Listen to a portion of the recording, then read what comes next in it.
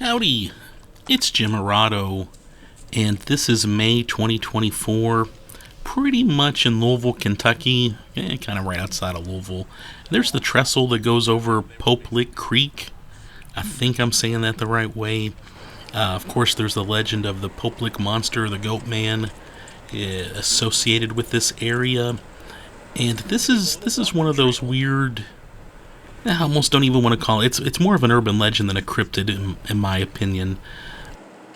Just kind of a strange legend that apparently, I think back in the 50s is when sightings of the monster really picked up, and people reported seeing a half goat, half man creature right in this area. And we're going under the trestle right now. And just actually a very pretty scenic drive. And of course, you've got a little bit of graffiti out here. I guess to be expected in such an area. But it's still very, very pretty, very scenic. If you're coming from Lexington, you're actually going to be right outside of Louisville. You don't have to go all the way into Louisville. If you like to avoid downtown Louisville and that congestion, this is a very doable little trip. But we drove out here because there is I don't know if you'd call it a shop or just a business in general, the Legend of Pope Lick. And I started seeing ads and little pop-ups and stuff for the Legend of Pope Lick some time ago. Within the last year, I guess. And I tried to Google around and figure out what this was, because they were talking about escape games and some other events, and I couldn't quite figure out what was going on with this. If you follow them on Facebook or if you Google around, you can figure it out. But I just thought I'd clear up a little bit and drive out here and check it out. It is a business, it is a shop, and it's out in this field.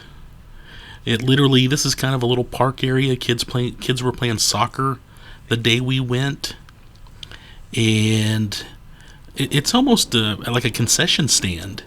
It's a small little building. You can buy Cokes and popcorn, that sort of thing, while you watch your kids play soccer. And then, kind of connected to the building, I guess you would say, is the business, the Legend of Pope Lick. And if you've been to, Point Pleasant, West Virginia, if you've been to places where there's museums and shops dedicated to cryptids and legends, that's exactly what it is.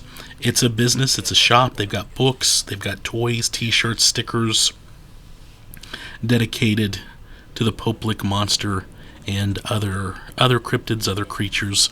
I bought a Hopkinsville Goblins patch and some other cool stuff.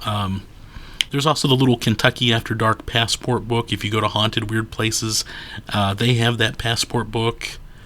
At least the time I went, they had them. I know some places have ran out of those books.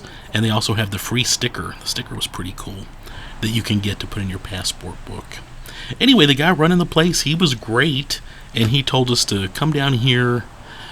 The building itself is just a mile or two away from the Pope Lick Trestle. And there's a gas station up the road. He said, park right around there, and then there's a little walking trail, very nice walking trail, by the way, kind of going under this bridge, and it leads you up to that trestle. And we enjoyed a nice little walk. Again, this is a nice community. This is a nice area. This was really pretty and very nice walking up to the trestle. And, if you enjoy a nice walk, here it is.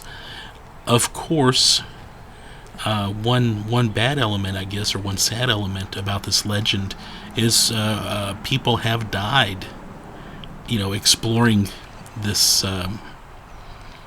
legend. And there was a little memorial there, of course. And just something to keep in mind when you're legend tripping or when you're out and about. Be careful.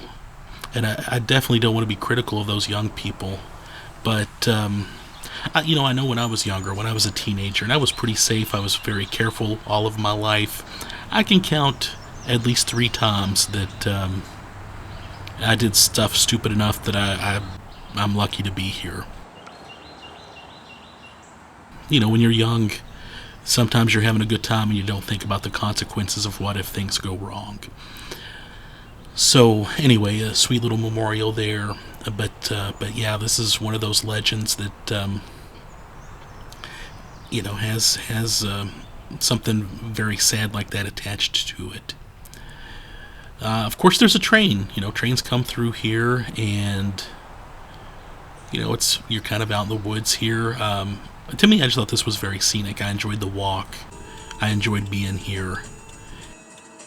Just a nice drive. Just a nice place to come out. Nice place to be at. They host, the Legend of Poplick. There's some signs to it. They've been hosting trivia nights. They've had free movies in the park. Very community oriented. They're trying to do something nice here. And, of course, if you do go out and enjoy one of their free events, make sure you pick something up in the gift shop and take some money to, buy something from a food truck or that kind of thing. But go out here just to check out the cool shop. If you're into legends and lore and that kind of thing, you're going to want to drop some money anyway. Look at all the cool stuff they've got. And like I said, the guy running this place, his heart is into it. He and I talked horror movies for quite a while. And I'm excited about trying to get back out here for some more events.